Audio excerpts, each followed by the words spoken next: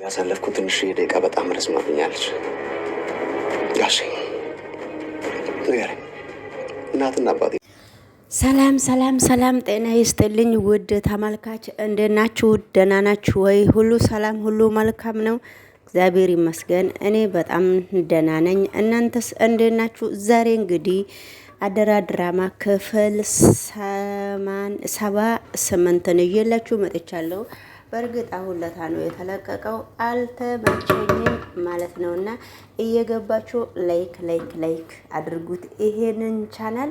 እንግዲህ ወደ ቪዲዮ አብረን ስንሄድ ቃልዬ ምን እየሰራች ነው? አሁንም ማነች ብሌንና ዳግም በጣም እየተናናቁና በጣም ብሌን እንግዲህ ለዳግም እንደማትፈልገውና ዳግምን አንዳንድ ነገር መልስ እየሰጠችው እንዳለ ዳግም ደግሞ ሂዳ ከፈለግሽ ሂጃ ድሮንም መርጠሻል አይደለ እንዴ? ምንድነው የፈለግሽው? ያንቺ ችግር ምንድነው? ያንቺ ችግር በፍጹም ልንሰማና ላቅና በፍጹም ላቅ እስካልቻልኩ ድረስ አንቺ ደግሞ ምንድነው የፈለግሽው?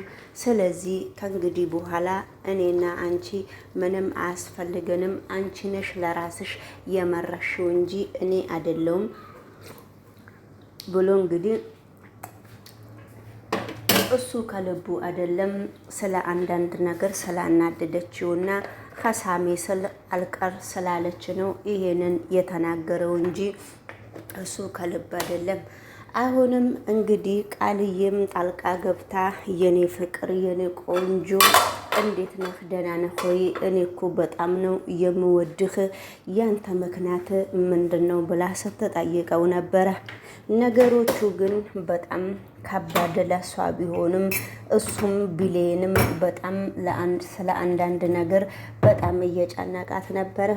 ጨነቃትም አልጨነቃትም ነገሮቹ በጣም ለሷ በጣም ከባድ ስለሆነ ለምንድን ነው እንደዚህ የምታደርጊው ብሌን እየተባለች ነበረ። ብሌን እንግዲህ ከመጀመሪያውንም ከሳሚ ጋራ ለመሆን ወይዘሮ የቃልዬ እናትም አንተ ለምንድን ነው እንደዚህ የምታረገው? እሷ እኮ የዳግም ነች ብሎ ሲናገር ነበረ። ነገሮቹ ሁሉ በጣም ለሷ ከባድ እንደሆነና ነገሮቹ ሁሉ ለሷ በጣም ችግር እየተፈጠረባትና ነገሮቹ ከባባድ ነገር እየመጣባት ብሌንም አላወቀችም ነበረ። ስለዚህ ብሌን ዳግም በቀላሉ የሚፋታትም መስሏት ነበረ። አልተፋታም። እንግዲህ በመካከሉ አሁን እየተጎዳ ያለው ሰውም አለ። ሳሚም ብሌንን ይፈልጋታል፣ ብሌን ደግሞ ሳሚን ትፈልጋለች። ነገር ግን በጣም በአሁኑ ሰዓት ነገሮቹ ለሷ እልም እየሆነባት ነው። ምን ሆኜ ነው ብላ ራሷን ለመጠየቅ እየሞከረች ነው። ራሷን ጠየቀችም አልጠየቀችም ሁሉም ነገር ለሷ በጣም ከባድ ቢሆንባትም እልም እየሸተታ ነው ይመስለኛል። እንግዲህ ወይዘሮ አስቴርም ለምንድን ነው እንደዚህ የምታደርጊው? ያንቺ ችግር ምንድን ነው? ችግርሽ ለምንድን ነው ብላ ስትጠይቃትም ስለ እሷ ማንም ሰው የገባው ሰው የለም ነበረ። አሁን እንግዲህ ወይዘሮ ቃልዬም እየመጣች ዳግምን እየለካከፈች ነው። ወይዘሮ ገኒ ደግሞ አንቺ ከመጀመሪያውንም አንቺ ነሽ እንደዚህ ህይወቴን እያደረግሽው፣ አሁን ደግሞ ለምንድን ነው ህይወቴን እንደዚህ እያደረግሽው? ያንቺ ምክንያት ምንድን ነው ብለው ስትጠየቅ ነበረ። እኔሳ ምንም ነገር ያደረግኩሽ ነገር የለም፣ አንዲት ነገር ምክንያት አትፍጠሪ። ያንቺ ምክንያት ለምንድን ነው እንደዚህ የምታረግኝ? ወይዘሮ ገነት ከህይወቴ ውስጥ ትወጪልኛለሽስ ወይ አትወጭም? ወይንም አንቺ እኔ ጋር መተሽ ካልተቀመሽ በፍጹም አይሆንም ወይዘሮ ገነት ስትላት ነበረ። ወይዘሮ ገነት ለምንድን ነው እንደዚህ ያልሽው? ያንቺ ምክንያትስን ምንድን ነው ብላ ሲጠይቃት ነበረ። ነገሮቹ በጣም ከባድ እስከሆኑ ድረስ እኔ ይሄንን ነገሮች ላሻሽልም አልችልም። እኔ ዳግም ፍቅረኛዬ ነው። ዳግምን በጣም ወድዋለሁ። አንቺ ነገሮችን ለምንድን ነው ከስሬ የምታበላሹ ብላ ቃልዬ ወይዘሮ ገነትን ስትጠይቃት ነበረ። ወይዘሮ ገነት አንቺ በፍጹም እኔ ጋር በመጀመሪያ ደረጃ ለምንድን ነው ያልተቀመሽው? ያንቺ ምክንያት ምንድን ነው ብላ በየአንዳንዱ ስትጠይቃት ነበረ። ነገሮቹን ግን ስትጠይቃት ምንም መልስ ልትመልስላትም አልቻለችም። ዳግምን ፍለጋ ነው ቃልዬ እየተሯራጠች ያለችው። አሁንም ቃልዬ እንግዲህ የእሷ አላማና የእሷ እቅድ ከዳግም ጋራ እንድትለያይና እሷ ዳግም እሷን እንዲያገባትና ሳሚ ደግሞ ወደ ዳግም ብሌን ወደ ሳሚ እንድትሄድ ነው አሳቧ። ነገር ግን እሷ አለች እንጂ አሁንም ብሌን ሳሚን ስታየው ሳሚ አሁን በደንብ ሳሚን በጣም ብሌንና ሳሚ አንድ ላይ እሷ እንዳሉ ስታይ እሷ ደግሞ ዳግምን ፍለጋ ነው የምትሄደው። አሁን ደግሞ ግልጽ ወጣችና ሰላምና ቤት ሄዳ እነሱ አንድ ላይ ብሌን በር ላይ እየቆመች ሳሚን ሌላ ነገር ውስጥ ልታስገባው ቆማ ሳሚን እያወራችው የኔ ፍቅር ብላ ሳሚን እየሳመችውም ብሌንም ደረሰችባቸው። ብሌን ስትደርስ ያው እንግዲህ የሴት ፉን ፉን አለ አይደለ? ፉን ፉን ነው የምትለው። ስለዚህ ፉን ፉን ለምንድን ነው የምትለው ብላ እንግዲህ ዞር ብላ እሱ እኮ የኔ ፍቅረኛ ነው፣ ምን ሆነሽ ነው ብሌን እያለች እንግዲህ ብሌንን ስትጠራት ነበረ። ነገሮቹ ሁሉ ከባድ ለሷ ቢሆንም ነገሮቹ እንደተባለ አይደለም። ነገሮቹ ሁሉም ነገር ለመልካም ቢሆንም ሁሉም ነገር እንደዚህ አይሆንም። ስለዚህ እንግዲህ ሰላም ጤና ይስጥልኝ ውድ ተመልካቾቼ፣ እንዴት ናችሁ? ዳግዬ ናችሁ ወይ? እኔ እግዚአብሔር ይመስገን እኔ በጣም ደህና ነኝ። እንግዲህ ነገሮቹ ከባድ ቢሆንም እንግዲህ በአሁኑ ሰዓት አደራ ድራማ ሳሚ የሚባለውም በጣም እየተወነ ነው። እንግዲህ አንደኛው ደግሞ ጆን የሚባለ ሌላ ድራማ ላይም እየሰራ ነው። አሁንም እንግዲህ ከአቶ በኃይሉ ጋራ መጥቶ አንዳንድ ነገር ማለት ይፈልጋል። እሱስ ምንድን ነው? አቶ በኃይሉና እሱ ተገናኝተው አንዳንድ ነገር ሲያወሩ ነበረ። የሚያወሩት ነገሮች ደግሞ በጣም የሚደብርና በጣም ጀግና ሁን የኔ ወንድም፣ አንተ እኮ ጀግና ሆነህ እቅድህን እንድታስተካክልና በጣም አንዳንድ ነገሮችን ግልጽ አድርገህ እንድታወራ ነው እኛ የምንፈልገው። እንደዚህ ደግሞ ብልጥ ስትሆን፣ እኔ ደግሞ ጀግና ስትሆን፣ በጣም እንደዚህ ስትጫወትና በጣም እንደዚህ ስታወራ እኔ በጣም ነው ደስ የሚለኝ ብሎ አቶ በኃይሉ እንግዲህ ጉራውን ሲነፋለት ጆን ደግሞ አፍንጫውን እየነፋ ነው። ስለዚህ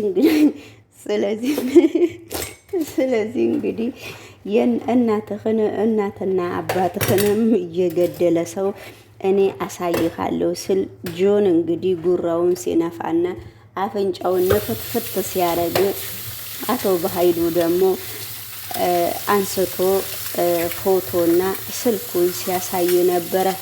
ነገሮቹ ግን በጣም ለሱ ከባድ ቢሆንም ነገሮቹ እንደዚህ አይደለም። ነገሮቹ ሁሉ ቀስ በቀስ ነበረ። አቶ በኃይሉ ሌላ እልህ ውስጥ ጆንን ሊያስገባውና ጆንን ወደ እስር ቤት ነው የተመኘለት ነበረ። እኔ ድሮ አንተ ያንተን እናት እች ሴትዮ ነች የገደለችው ብሎ ስለዚህ እንግዲህ የሰላሜናን ፎቶ የእህቱን ሲያሳይ ነበረ። ሌሎቹንም ፎቶ ሲያሳይ ነበረ። ለምንድን ነው ብሎ ሲጠይቀው እኔም እኮ ጥያቄ ሆኖብኝ ነው እችኛውስ ማነች ብሎ ሲጠይቅ ስለዚህ እኔ ደግሞ እችኛዋ ማነች ብሎ እሱ ሲጠይቅ እችኛዋ ደግሞ እህቴ ነች ብሎ ሲነግራት ነበረ። እህቴ እንዴ አንተ እኮ እህት እንዳለህ አልነገርከኝም፣ ምን ሆነህ ነው ብሎ ሲናገር ነበረ። ስለዚህ ለምንድን ነው የምትናገረው? ለምንድን ነው አንተ እህትህ አይደለችም ብለው የሚናገሩት? ለምንድን ነው ብለው ሲናገሩ ነበረ። ነገሮቹ ግን በጣም ከባድ ቢሆኑ አሁን አቶ በኃይሉም እንግዲህ አንተ እኮ ከመጀመሪያውንም እህት አለኝ ብለህም አልነገርከኝም። ስለዚህ እንግዲህ አንተ ደግሞ ምን ትሆናለህ ብሎ ሲጠይቀው ነበረ። ስለዚህ እህት ብቻ ሳይሆን እኔ ሳልነግርህ የቀረውት እኔ ሌላም እነግርሃለሁ ብዬ ሁሌ እየፈራው ነበረ ብሎ ለጆን አቶ በኃይሉ ሲነግረው ነበረ። ምንድነው ሌላ ጊዜ ያልነገርከኝ ብሎ ሲጠይቀውም እኔ ያልነገርኩህ ልጅም እንዳለኝ አልነገርኩህም ብሎ ሲጠይቅ ነበረ።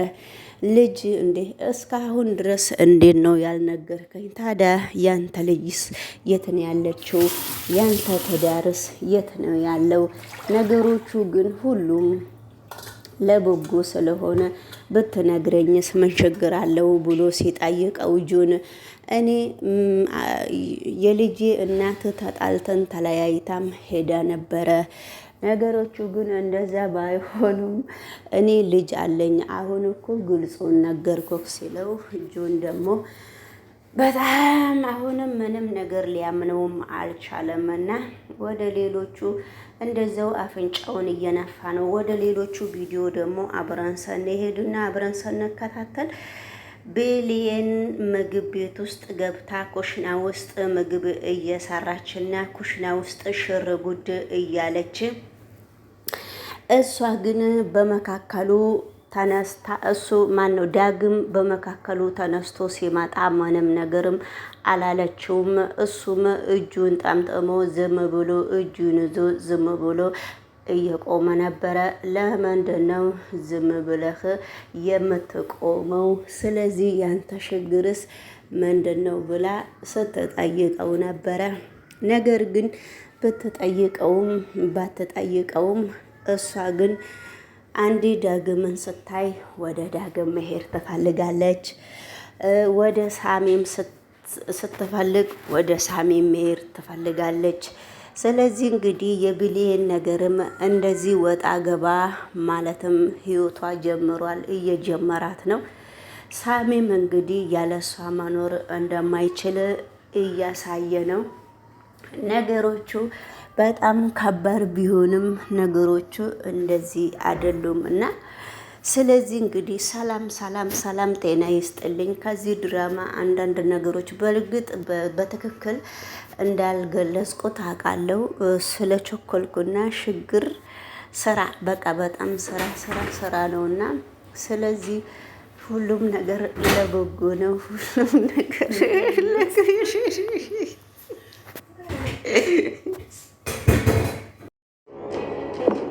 የእናትና አባቴ ገዳይ እህት እንደሆነች እያወቅ ያን ሁሉ ጊዜ ደብቀኝ ነበር።